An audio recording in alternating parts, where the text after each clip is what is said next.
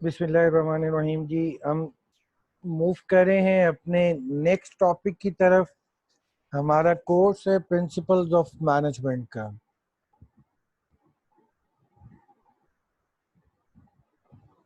Management किसी भी organisation में सक्सेसफुली गोल्स अचीव करने के लिए मोस्ट इम्पॉर्टेंट पर्सपेक्टिव है, मोस्ट इम्पॉर्टेंट एस्पेक्ट है। मैनेजर्स हैं जो सब टास्क को कोऑर्डिनेट करते हैं, प्लान्स करते हैं, गोल्स बनाते हैं और उन गोल्स को अचीव करने के लिए जितने भी मेंबर्स हैं उनको ऑर्गेनाइज करते हैं, टास्क डिवाइड करते हैं, उनको मोटिवेट करते हैं, लीड करते हैं और उनको गाइड भी करते हैं कि काम कैसे करना है और उनको चेक कर किया जाता है कि वो काम ठीक से कर रहे हैं या नहीं। ये सारी मैनेजमेंट है। इन्हीं यू कैन से प्रिंसिपल्स पे चलते हुए ही कोई भी ऑर्गेनाइजेशन अपने गोल्स को सक्सेसफुली अचीव कर सकती है। बिजनेस चाहे छोटा हो चाहे बड़ा हो, management is required for all types of businesses.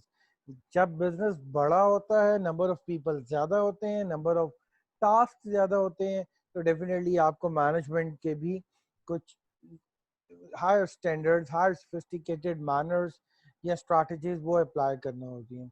छोटा बिजनेस के अंदर काम कम है, सिंपल है, तो उसको मैनेज करने के लिए आपको इतनी एफिशिएंसी या उतनी you can say sophisticated principles या स्ट्रिक्टली प्रिंसिपल्स या हाईली फॉर्मलाइज्ड मैनेजमेंट के जो स्ट्रक्चर्स हैं वो रिक्वायर्ड नहीं होते।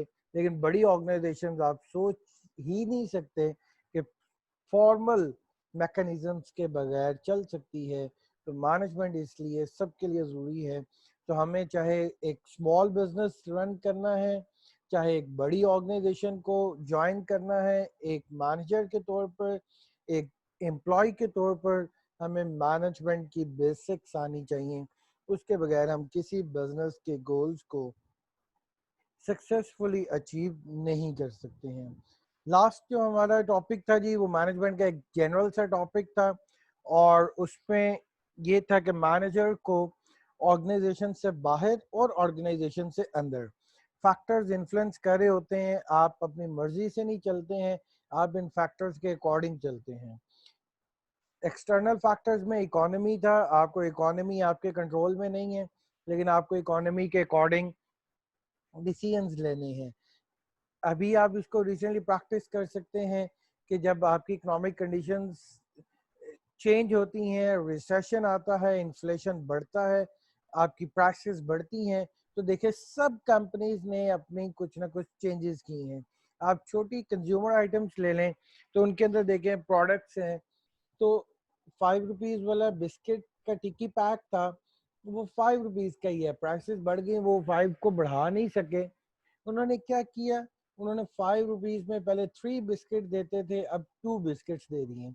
ये मैनेजमेंट है। आपको इकोनॉमिक कंडीशंस के अकॉर्डिंग खुद डिसाइड करना पड़ा, अपनी पैकिंग चेंज करनी पड़ी, अपने साइजेस चेंज करना पड़े। तो ये एक्सटर्नल फैक्टर्स आपके कंट्रोल में नहीं होते, आपको इनके अकॉर्डिंग मैनेज करना होता है। इसी तरह हमने एक दूसरे रिस्पेक्ट में बात की थी इंटरनल फैक्टर्स पे, जिसको हम एक ऑर्गेनाइजेशन का कल्चर बोलते हैं। आप जिस जगह पे जॉब कर रहे हैं, आप जिस जगह पे काम कर रहे हैं, उस ऑर्गेनाइजेशन के कल्चर के अकॉर्डिंग आपको चलना है। आप कल्चर को चेंज नहीं कर सकते, आपको कल्चर के अकॉर्डिंग डिसाइड करना है कि यहाँ पे क्या तरीके कार है काम को करने का, यहाँ पे किस तरीके से किया जाता है, यहाँ पे क्या चीज रिवॉर्ड की जाती है। आपको उसी के अकॉर्डिंग अपने डिसीजंस और अपने एक्शंस चूज करना होते हैं। नेक्स्ट हम मूव कर रहे हैं जी, चैप्टर 3 हमने लास्ट टाइम पढ़ा था। उसके बाद कुछ टॉपिक्स हैं उनको हम छोड़ रहे हैं, क्विट कर रहे हैं, और क्विट क्यों कर रहे हैं मैं आपके साथ शेयर कर लेता हूँ कि वो टॉपिक्स क्या हैं। मैं बुक की आउटलाइन जो सा है मैं आपको शो करता हूँ, ताकि आपको एटलीस्ट आइडिया ये ज़रूर हो कि हम कौन से टॉपिक्स पढ़ रहे हैं। ओके जी, आप लोग स्टूडेंट्स अगर देख सकें तो जी, ये हमारा चैप्टर 1 था, मैनेजर्स, और इस पे हमने पढ़ा इसका सेकंड जो पार्ट था वो मॉड्यूल था हिस्ट्री का। हमने मैनेजमेंट की हिस्ट्री भी पढ़ी, जिसमें डिफरेंट स्कूल ऑफ थॉट्स थे, क्लासिकल अप्रोच थी, जनरल एडमिनिस्ट्रेटिव अप्रोच थी, सिस्टम अप्रोच तक हमने उसकी हिस्ट्री डिस्कस की। चैप्टर नंबर 2 हमारा इस बुक का डिसीजन मेकिंग पे था, इसको भी इन डिटेल हमने पढ़ा, इसके सारे टॉपिक्स हमने डिस्कस किए। डिसीजन मेकिंग क्या है, कैसे की जाती है, उसका प्रोसेस क्या है, किन सिचुएशन में कैसे डिसीजन लेने हैं। ओके, जो पार्ट 2 है हमारी बुक का, इसका अगर आप देखें कि इनमें जितने टॉपिक्स हैं, that our basics of managing in today's work place. आजकल जो है वो जो सिचुएशन आजकल जो आपकी you can say market trends हैं, उनके अकॉर्डिंग मैनेज करने की कुछ बेसिक्स हैं। उसमें चैप्टर 3 था जो हमने डिस्कस किया एक्सटर्नल एनवायरनमेंट और ऑर्गेनाइजेशनल कल्चर पे। चैप्टर 4 ग्लोबल एनवायरनमेंट ग्लोबलाइजेशन पे है। चैप्टर 5 डाइवर्सिटी पे है। Chapter 6 managing social responsibility and ethics है। Chapter 7 managing change and distributive innovation है। मैंने इन चैप्टर्स को क्विट किया है और क्यों किया है, अब इसके बारे में बताता हूँ। जो ग्लोबलाइजेशन है, ये ग्लोबल एनवायरनमेंट, इसके रेलेवेंट टॉपिक्स आपके मार्केटिंग के बुक में है। जो ग्लोबलाइजेशन है, इंटरनेशनल मार्केटिंग है, वो आप उसके रेलेवेंट पढ़ते हैं कि आप ग्लोबलाइज कैसे होते हैं, एक्सपोर्ट ओरिएंटेड कैसे हैं, वो मार्केटिंग से रेलेवेंट है। आप मार्केटिंग की बुक में डेफिनेटली उसको कवर करेंगे, तो रेपिटेशन ना हो, आप एक चीज़ दूसरी बुक में पढ़ रहे हैं, तो मैं इसलिए उसको यहाँ पे नहीं पढ़ रहा। मैनेजिंग डाइवर्सिटी ये एक टॉपिक है जो आप ऑर्गेनाइजेशनल बिहेवियर में पढ़ेंगे। आपके 5th और 6th सेमेस्टर में जाके ऑर्गेनाइजेशनल बिहेवियर का कोर्स आएगा, उसके अंदर ये पूरा चैप्टर डिटेल में है, वहाँ पे आपने पढ़ना है, इसलिए हम यहाँ पे नहीं पढ़ रहे। Chapter 6 managing social responsibility and ethics है। अगेन एक कोर्स जो आई थिंक आपके 6 और 7 सेमेस्टर में आएगा, पूरा कोर्स है बिजनेस एथिक्स के नाम से। ये एक चैप्टर है, वो पूरा कोर्स है बिजनेस एथिक्स का, तो आपने उस पर पूरा कोर्स पढ़ना है, तो इसलिए हम यहाँ पे उसको पढ़ने की ज़रूरत नहीं है। देन चेंज एंड इनोवेशन है, ये भी आपका ह्यूमन रिसोर्स मैनेजमेंट के रेलेवेंट है, तो आपने HRM में डिस्कस करना है। तो हमारे पास क्योंकि टाइम शॉर्ट है, हमें वो टॉपिक्स कवर करने हैं जो टॉपिक्स कहीं और नहीं आ रहे और सिर्फ इसी बुक में है, तो उनको हम प्राइमरी जो यू कैन से प्रायोरिटी है, उस प्रायोरिटी पे हम उनको कवर कर रहे हैं। तो इसलिए हम नेक्स्ट मूव कर रहे हैं part 3 planning, organising, leading, controlling. ये 4 मेन फंक्शंस है मैनेजमेंट के, आपने चैप्टर नंबर 1 में पढ़ा। तो इन 4 फंक्शंस को हम पहले समझ लें कि मैनेजमेंट के 4 फंक्शंस क्या हैं, क्योंकि वो इसी में हमने डिस्कस करने हैं। तो हम प्लानिंग वाला पार्ट पढ़ेंगे, ऑर्गेनाइजिंग, लीडिंग एंड कंट्रोलिंग, इन 4 फंक्शंस पे हमारी जो प्राइमरी फोकस है वो इस पे होगा। तो चैप्टर नंबर 8 है जी प्लानिंग वर्क एक्टिविटीज, ये वाला हम स्टार्ट करें।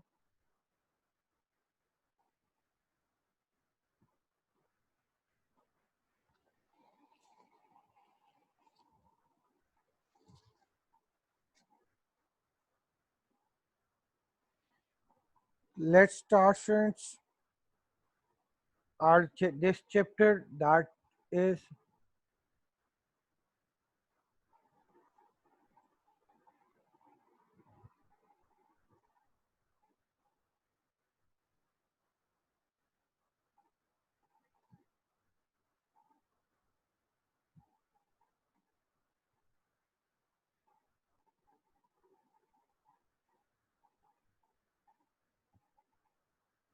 ओके। प्लानिंग पे है। प्लानिंग क्या है, हमने फर्स्ट चैप्टर में थोड़ी सी इस पे बात की थी। अगर आप लोग थोड़ा सा रिकॉल कर सकें और मेरे साथ शेयर कर सकें, तो पहले थोड़ा सा बता दें, फिर हम जो सा है इसको स्टार्ट करते हैं। आपके पास ऑप्शन है, कोई हैंड रेज कर सकता है, कोई हैंड रेज करें जिसको प्लानिंग का पता है, मैं उनको अनम्यूट करने की ऑप्शन दूंगा तो आप बोल सकेंगे। जी स्टूडेंट्स, काइंडली हैंड रेज कीजिएगा, एनीवन जो प्लानिंग क्या है इसके बारे में बता सके। आपकी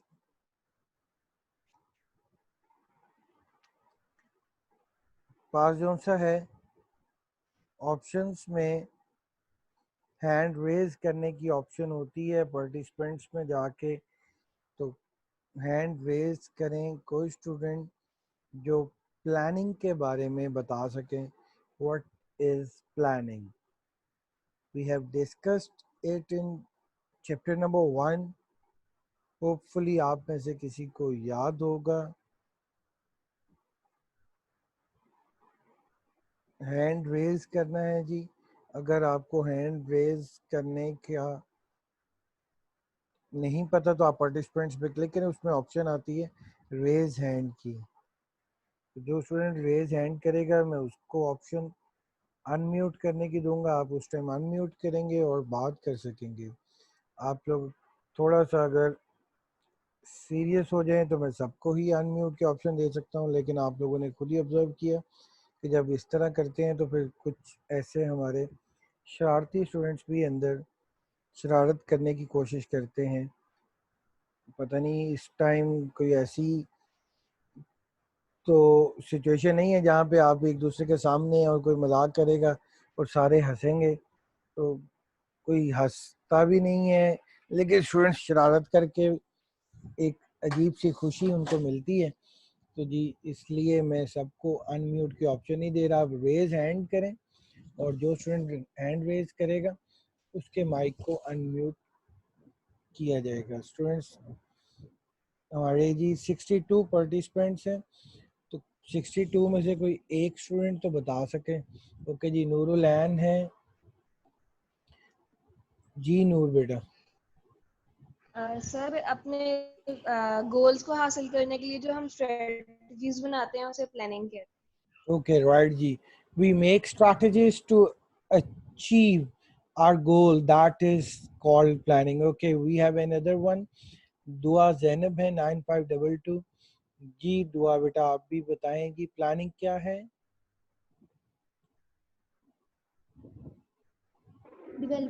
developing plans to activate coordinates जो राइट पहले से गोल सेट किए राइट, गुड गुड। गोल्स जो आपने सेट किए हैं उन गोल्स को आपने अचीव कैसे करना है, उनको अचीव करने के लिए प्लान्स डेवलप करना, that is known as planning, right. But Dua कह रही है जो गोल्स आपने पहले से सेट किए हैं, not like goals we have set before, we just develop plans to achieve those goals, but planning involves setting the goals as well। वो goals को set करना, that is also part of planning। So planning involves, yes we have another one, Mohammad Jain है जी। जैन आप भी बेटा। Sir अपने गोल को sir अपने जो हमने मुस्तकबिल में जो करना होता है सर उसके बारे में जो हम सोचते हैं पहले से ही कि कैसे हमने इसको अचीव करना है सर, उसको हम प्लानिंग में करते हैं। गुड राइट, बिल्कुल ठीक जी। जो हम सोचते हैं कि हमने अपने गोल्स को कैसे अचीव करना है, हम अपनी डेली लाइफ में जी वर्ड यूज करते हैं प्लानिंग का। You people can, you can say, imagine it that planning is about, that is about, you can say, deciding what to do, deciding what to do. First of all you have to decide what to do and then you decide how to do it. That is about planning। We have another participant with us, hand raise किया था उन्होंने, load हो गया साथ ही, पता नहीं। Jain again है जी। जैन कोई और बात भी करना चाह रहे हैं?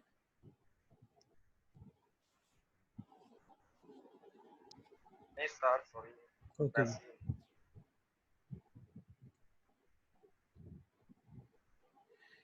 ओके, ये प्लानिंग है डिसाइड करना कि क्या करना है first of all, and then कैसे करना है उसको डिसाइड करना। जी हमारे एक और पार्टिसिपेंट ने हमें रिस्पॉन्ड किया है चैट पे कि direct plans and strategies to achieve organisational goals, ये प्लानिंग है, राइट। फर्स्ट पार्ट हमारा जो है फर्स्ट फंक्शन मैनेजमेंट का, वो भी प्लानिंग ही है। ये कुछ लर्निंग आउटकम्स हैं जो इस चैप्टर में हमने लर्न करने हैं, ये टॉपिक्स जिनके थ्रू हम लर्न करेंगे। Yes, what is planning?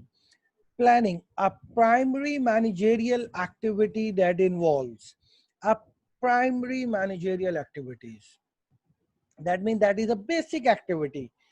अब प्राइमरी एक्टिविटी एक बेसिक काम है जो हर मैनेजर करता है, हर मैनेजर करता है, and that involves defining the organisational goals. First of all you define, you set your target, you decide what to do. करना क्या है, पहली तो ये पॉइंट है, पहली ऑप्शन तो ये है, ये डिसाइड करें बैठ के, ये जो सा है डिफाइन करें कि हमारा टारगेट होगा क्या, हम करना क्या चाह रहे हैं. हमने अगर सेल्स के रेलेवेंट मीटिंग कर रहे हैं तो हम पहले टारगेट डिसाइड करें, हमने सेल्स कितनी बढ़ानी है, क्या गोल सेट करना है, क्या टारगेट सेट करना है. So the first is defining organisations goal. Then the second is establishing an overall strategy for achieving those goals. अब आपने गोल डिसाइड कर लिया, गोल सेट कर लिया, उस गोल को अचीव करने के डिफरेंट ऑप्शंस होंगी, डिफरेंट स्ट्रैटेजीज होंगी. स्ट्रैटेजीज बोलते हैं वेज को, स्ट्रैटेजीज बोलते हैं ऑप्शंस को. आपने उस गोल को किस तरीके से अचीव करना है, that is establishing an overall strategy. Overall आप ऑप्शन चूज करते हैं, आपने उनमें से किस स्ट्रैटेजी के थ्रू गोल अचीव करना है. Then developing plans for organization's work activities. फिर उस स्ट्रैटेजी के अकॉर्डिंग आप डिटेल प्लान डेवलप करते हैं, डिटेल प्लान. और प्लान में डिफरेंस ये है कि प्लान में आप each and every activity, each and every task के बारे में प्लान करते हैं. ये जो सा है डेवलपिंग प्लान्स है. स्ट्रैटेजीज में और प्लान्स में थोड़ा डिफरेंस है. ओवरऑल स्ट्रेटजी मैं आपको अगर इसको समझाने के लिए एग्जाम्पल दूं तो चलें जी, हम एक एग्जाम्पल के थ्रू इसको समझते हैं. इन तीनों पॉइंट्स को हम फ्रेंड्स ने कुछ जो सा है आपस में डिसाइड किया, या हम इकट्ठे हुए कि यार कहीं आउटिंग पे चलते हैं, किसी टूर पे चलते हैं. The first is defining the goal, defining the target. First उसमें अब डिसाइड करेंगे कि कहाँ जाना है टूर पे, कहाँ जाना है आउटिंग पे. वो डेस्टिनेशन को चूज करना, डेस्टिनेशन को डिसाइड करना, that is defining the goal. Suppose हमने डिसाइड किया जी हमने मरी जाना है, ये गोल डिसाइड हो गया, that is defining the goal, first thing. Second is strategy. अब मरी जाना है, मरी कैसे जाना है, उसकी डिफरेंट ऑप्शंस हैं. अपनी कन्वेंस पे जा सकते हैं, बस पे जा सकते हैं, बाई ट्रेन इस्लामाबाद रावलपिंडी तक जा सकते हैं, आगे से बाय टैक्सी जाएंगे. ये सपोज 3 स्ट्रैटेजीज हैं. हम इन 3 स्ट्रैटेजीज में से चूज करेंगे हमने कौन सी स्ट्रैटेजी चूज करनी है. सपोज हमने स्ट्रैटेजी चूज की यार हमने एंजॉय करना है, तो हमने अपनी गाड़ी पे नहीं जाना, हम ट्रेन पे चलते हैं, ट्रेन का जो सफर है हम वो एंजॉय करेंगे. तो स्ट्रैटेजी हमने चूज कर ली, बाय ट्रेन जाएंगे. अब ट्रेन पे जाने से रेलेवेंट जितने टास्क हैं उनको प्लान करना कि भाई ट्रेन की टाइमिंग पता की जाएगी, ट्रेन की बुकिंग करवाई जाएगी, ट्रेन की टिकट परचेज की जाएगी, ट्रेन जो रेलवे स्टेशन है वहां पे इकट्ठे होना है, इतने बजे ट्रेन पहुंचेगी, इतने बजे वहां से हम टैक्सी लेंगे इस्लामाबाद से मरी के लिए. तो ये सारी जो एक्टिविटीज, सारे टास्क हैं, इनको डिसाइड करना, इनके बारे में सोचना, इनके बारे में आप अपना जो प्लान है वो डेवलप करते हैं, इसको प्लान बनाना बोलते हैं. सो डेस्टिनेशन चूज करना, मरी डिफाइनिंग गोल हो गया. ट्रेन से जाना है, ये ट्रेन स्ट्रैटेजी हो गई. और कितने बजे वाली, कैसे टिकट लेनी है, ऑनलाइन लेनी है, कितने बजे निकलेगी, कब पहुंचेगी, ये सारी चीजें डिसाइड करना, that is you can say developing plans for organizational work activities. So planning में ये 3 चीजें शामिल हैं, और ये 3 चीजें, ये 3 काम हम अपनी डेली लाइफ में भी करते हैं, ऑलमोस्ट हर काम करने के लिए करते हैं. हम इनफॉर्मली हर काम के लिए, चाहे वो डॉक्यूमेंटेड हो ना हो, हम माइंड में ही सोच लेते हैं। मतलब एक छोटा सा ही काम करना है, मैंने यू कैन से इलेक्ट्रिसिटी का, यूटिलिटी का बिल ही सब डिपॉजिट करवाना है, तो उसके बारे में भी मैं सोचता हूँ या प्लानिंग करता हूँ, चाहे अपने माइंड में कर रहा हूँ कि यार बिल है कहाँ जमा करवाना है, बैंक में करवाना है या नादरा ऑफिस करवाना है या ई नादरा पे करवाना है या ऑनलाइन करवाना है, तो कब करवाऊंगा, कितने बजे जाऊंगा। तो हम अपने माइंड में हर एक चीज के बारे में सोचते हैं, हम प्लानिंग करते हैं, लेकिन वो प्लानिंग इनफॉर्मल प्लानिंग होती है। जब हम ऑर्गेनाइजेशन में प्लानिंग की बात करते हैं तो we are concerned with formal planning, and formal planning means which are documented, which are shared with others. That is not a plan which is in my mind only, but planning ये है कि manager दूसरों के साथ मिल के goal set करते हैं, उस गोल को डिफाइन करते हैं और उस गोल को अचीव करने के लिए देन जो सा है वो एफर्ट करते हैं या उनके लिए डिटेल प्लान बनाते हैं। इसको हम प्लानिंग बोलते हैं। शेयर्ड होती है दूसरों के साथ, आपके माइंड में नहीं होती सिर्फ। और दूसरा जो सा है वो जो यू कैन से गोल है, ये सॉरी प्लानिंग है, ये डॉक्यूमेंटेड, इसको लिखा जाता है, राइट डाउन किया जाता है और दूसरों के साथ शेयर किया जाता है, इसको हम फॉर्मल प्लानिंग बोलते हैं। तो specific goals covering a specific time period written and shared with organization members। Specific होता है कि भाई हम अगले 6 मंथ्स या 1 ईयर या 2 ईयर या 3 ईयर्स की प्लानिंग कर रहे हैं। जस्ट वैसे नहीं हम बैठे वैसे ही जैसे दोस्तों के साथ कह रहे होते हैं यार मैंने जिंदगी में ये करना है, मेरी ये सोच है या मेरी ये कोशिश है। Planning is for some specific period and some specific goal. तो हम जब यहाँ पे इस चैप्टर में प्लानिंग की बात करेंगे वो इनफॉर्मल नहीं बल्कि फॉर्मल प्लानिंग ही होगी। स्टूडेंट्स, मीटिंग का हमारा जो टाइम है 40 मिनट्स का लिमिटेड टाइम है, वो एंड हो रहा है। तो मैं इस सेशन को एंड करके न्यू सेशन का आपको लिंक सेंड करता हूँ। न्यू सेशन में मैं इंडिविजुअली सबको एडमिट होने की परमिशन दूंगा और सिर्फ उस स्टूडेंट को जो अपने रियल नेम और रोल नंबर के साथ रिक्वेस्ट करेगा। अगर किसी स्टूडेंट के नाम के साथ रोल नंबर नहीं होगा तो वो ज्वाइन नहीं कर सकेगा। तो आप अपने real IDs, real name and real roll number के साथ ही ज्वाइन करेंगे। जिस स्टूडेंट के नेम में रोल नंबर नहीं होगा वो स्टूडेंट को मैं एडमिट नहीं होने दूंगा। तो स्टूडेंट्स मैं आपको लिंक सेंड कर रहा हूँ, काइंडली जल्दी से आप इसको दोबारा ज्वाइन करें। Thank you.